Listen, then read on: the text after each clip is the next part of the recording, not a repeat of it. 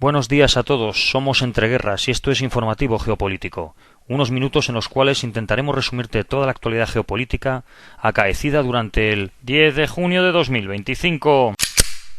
En Ucrania, durante esta noche, el ejército ruso ha continuado con sus ataques sobre el país. Según fuentes ucranianas, las localidades más afectadas serían Kiev y Odessa. Ucrania ha informado del derribo de 277 drones de 315 detectados y 7 de los 7 misiles lanzados. Las regiones más afectadas, según Kiev, son la propia capital y la ciudad de Odessa. Por su parte, el Ministerio de Defensa ruso ha anunciado que sus fuerzas armadas llevaron a cabo un ataque grupal con armas de alta precisión y drones de ataque contra principales empresas del sector de defensa ucraniano y otros objetivos estratégicos. Por su parte, el ejército ruso ha informado del derribo de 102 drones ucranianos durante la pasada noche en diversas regiones como Briansk, Belgorod, Crimea, Leningrado, Kaluga, Smolensk, Oriol, Kursk, Tartaristán o Moscú. En cuanto a la situación en el terreno en Chasiv Yar, el medio Ribar ha informado que continúan los combates en el centro de la ciudad. Las fuerzas armadas ucranianas utilizan masivamente infantería y drones para evitar el avance ruso. De hecho, según este medio, las fuerzas rusas tienen que ir despejando casa por casa la localidad. El ejército ruso busca avanzar también hasta Konstantinivka. La toma de ambas localidades permitiría a los rusos acercarse mucho más a las fronteras meridionales de la aglomeración de Sliavansk-Kramatorsk, aunque para ello queda mucho si siguen a este ritmo. Según Petro Andriuchenko, asesor del alcalde exiliado de Mariupol, Rusia ha realizado la mayor transferencia de equipo militar desde Crimea y Jersón hacia el sector de Sumy. El movimiento ha incluido más de 10 piezas de artillería autopropulsadas, sistemas de defensa aérea y más de 40 camiones con municiones y tropas. El convoy ha atravesado Mariupol en dirección a Novozovsk y luego a Tangarog, desde donde el material fue trasladado en tren al óblast ruso de Kursk. Los vehículos portaban una marca táctica de 2 triángulos concéntricos. Andriuchenko ha destacado que se trata del mayor traslado de este tipo en 6 meses y el primero de tal magnitud desde el inicio de la invasión. Según la última encuesta del Instituto Internacional de Sociología de Kiev, el 43% de los ucranianos estarían dispuestos a negociar un reconocimiento de facto de la ocupación rusa a cambio de la paz. Sobre las negociaciones de paz, el presidente Volodymyr Zelensky ha declarado que los negociadores rusos calificaron el memorando de paz presentado por Ucrania como un ultimátum inaceptable. Ha añadido que Kiev está dispuesto a discutir cuestiones territoriales por vías diplomáticas, siempre que reciba garantías de seguridad que impidan que Putin continúe con la guerra. Moscú ha anunciado que, de acuerdo con los acuerdos alcanzados por Rusia y Ucrania en Estambul, un segundo grupo de militares rusos fue liberado en territorio controlado por Ucrania y, a cambio, un grupo de prisioneros de guerra de las Fuerzas Armadas ucranianas fue devuelto a su país. La agencia estatal TASS publicó una entrevista con Vladimir Medinsky, asesor del presidente Putin y figura clave en las negociaciones con Ucrania. Medinsky abordó distintos aspectos relacionados con el fracaso de las conversaciones de paz de 2022, la situación actual respecto a los soldados caídos y las implicaciones del papel occidental en la prolongación de la guerra. Uno de los temas más delicados fue la negativa del gobierno ucraniano a recuperar los cuerpos de sus propios combatientes. Según Medinsky, Kiev evita este proceso para no reconocer públicamente la magnitud de sus pérdidas. Además, argumentó que la falta de recursos financieros para indemnizar a las familias también influye en esta decisión, insinuando que el dinero internacional destinado a ese fin ha sido desviado hacia otros usos por Ucrania. Sobre el proceso de negociación que tuvo lugar en los primeros meses de la guerra, Medinsky afirmó que Rusia había estado dispuesta a alcanzar un acuerdo de paz con Ucrania y que incluso se llegó a redactar un borrador de tratado con numerosas aportaciones directas de Putin. Sin embargo, aseguró que la postura ucraniana cambió radicalmente tras la intervención de líderes occidentales, quienes habrían disuadido a Kiev de firmar el pacto con Moscú. Por último, el asesor del Kremlin advirtió que la negativa a alcanzar un acuerdo duradero podría tener consecuencias graves a largo plazo. En su opinión, si el conflicto se congela sin una resolución formal, los intentos de Ucrania y sus aliados por recuperar territorios actualmente bajo control ruso podrían provocar incluso una escalada que desemboque en un enfrentamiento de mayores proporciones, incluyendo la posibilidad de un ataque nuclear. En Oriente Próximo, el ejército israelí afirma que durante la noche los soldados realizaron disparos de advertencia contra varios palestinos que se acercaron a sus fuerzas en el corredor de Netzarim. El incidente se produjo cerca de un punto de distribución de ayuda horas antes de su apertura, según el ejército. Por su lado, medios palestinos informan que 20 personas murieron y decenas fueron heridas en el incidente.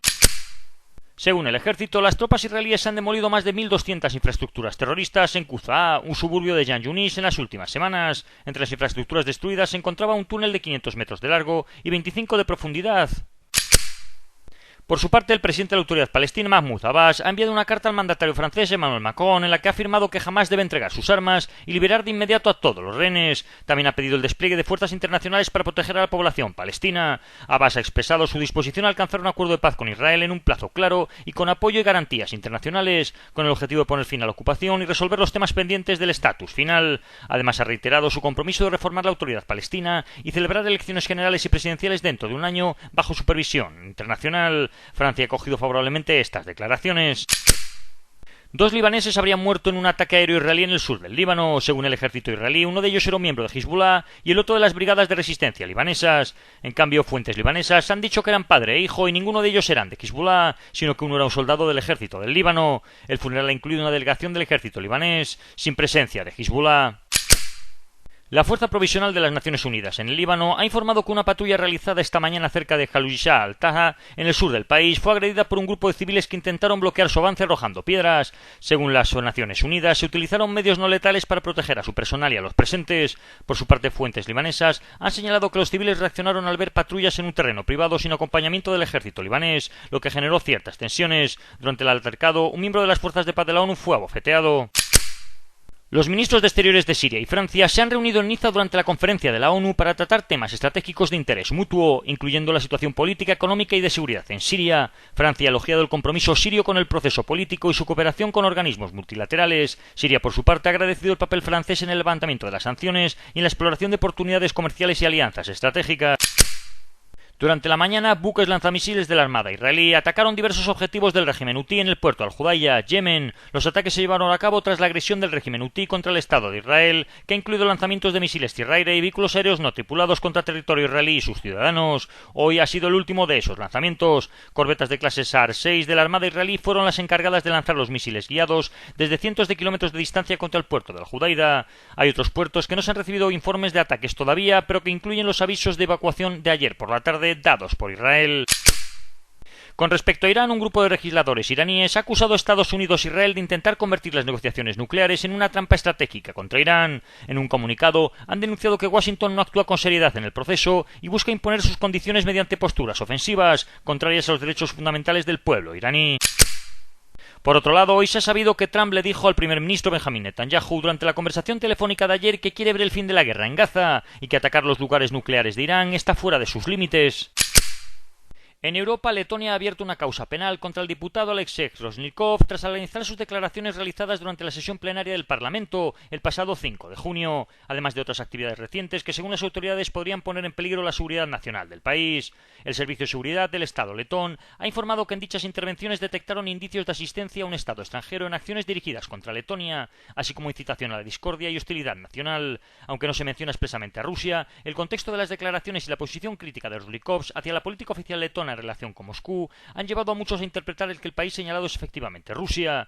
Desde Moscú, el portavoz del Kremlin, Dmitry Peskov, ha criticado la medida como una caza de brujas y una tendencia peligrosa en los países bálticos, a los que ha acusado de reprimir sistemáticamente a las voces disidentes, especialmente aquellas percibidas como cercanas a posiciones prorrusas. Ursula von der Leyen ha anunciado el 18º paquete de sanciones de la Unión Europea contra Rusia, incluyendo la prohibición de transacciones con los gasoductos Nord Stream 1 y 2, la reducción del tope al precio del petróleo de 60 a 45 dólares por barril y sanciones a 22 bancos rusos. También se castigará a operadores financieros de terceros países que ayuden a Rusia a eludir sanciones, se impondrán restricciones al Fondo Ruso de Inversión Directa y se prohibirán exportaciones por más de 2.500 millones de euros en tecnología y bienes industriales. Además, se añadirán 77 buques a la flota sancionada y se incluirán 22 nuevas empresas, incluidas chinas y bielorrusas, por apoyar al sector militar ruso. Eslovaquia, por su parte, ha anunciado mediante palabras de su presidente Robert Fico que no apoyará este paquete de sanciones. En el Cáucaso, Armenia está reduciendo rápidamente su dependencia de Rusia en materia de seguridad y adoptando una política de diversificación estratégica. Está fortaleciendo vínculos con la Unión Europea y Estados Unidos y busca normalizar relaciones con Turquía. Ha rechazado ya una oferta rusa de misión fronteriza y ha aceptado una civil europea a cambio, tras acordar también la retirada de los guardias fronterizos rusos de puntos clave. La cooperación con Occidente es creciente en términos de ayuda, inversión y seguridad. Por otro lado, el apoyo ciudadano a Rusia ha disminuido drásticamente. Una encuesta de 2024 ha revelado que solo el 31% de los armenios ve positivamente la relación con Moscú, frente al 93% en 2019. En respuesta a este giro, el Kremlin ha encargado a Sergei Kiriyenko intentar recuperar influencia en Armenia antes de las elecciones parlamentarias de 2026. En Estados Unidos, el Estado de California ha presentado una moción de emergencia ante el juez federal del distrito solicitando una orden de restricción temporal contra el presidente Trump, el secretario de Defensa y el Departamento de Defensa, con el fin de bloquear el despliegue de soldados federalizados de la Guardia Nacional y los Marines en Los Ángeles. Mientras tanto, la situación continúa escalando entre Donald Trump y el presidente de California. Con respecto a la ayuda militar de Estados Unidos a Ucrania, el secretario de Defensa ha anunciado que se reducirán los fondos asignados para esta asistencia militar en el próximo presupuesto. Más al norte, el primer ministro canadiense ha dicho que su país alcanzará el objetivo de gasto de la OTAN este año como parte de un giro estratégico para alejarse de la dependencia de Estados Unidos y avanzar hacia una cooperación más profunda con Europa.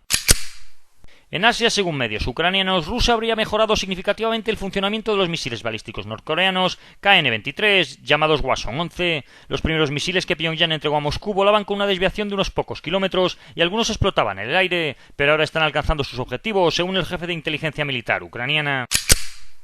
Y en África, según el Programa Mundial de Alimentos de la ONU, el riesgo de hambruna en Sudán se ha extendido cerca de la capital, Jartum. Hasta ahora 5 zonas de Sudán se han declarado en situación de hambruna, incluyendo 3 campos de desplazados en cerca del Fasher, en el suroeste. Unos 25 millones de sudaneses padecen una grave inseguridad alimentaria.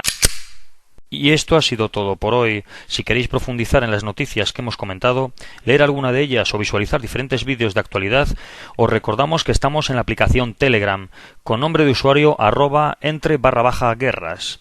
Que tengan un buen día y recuerden el main.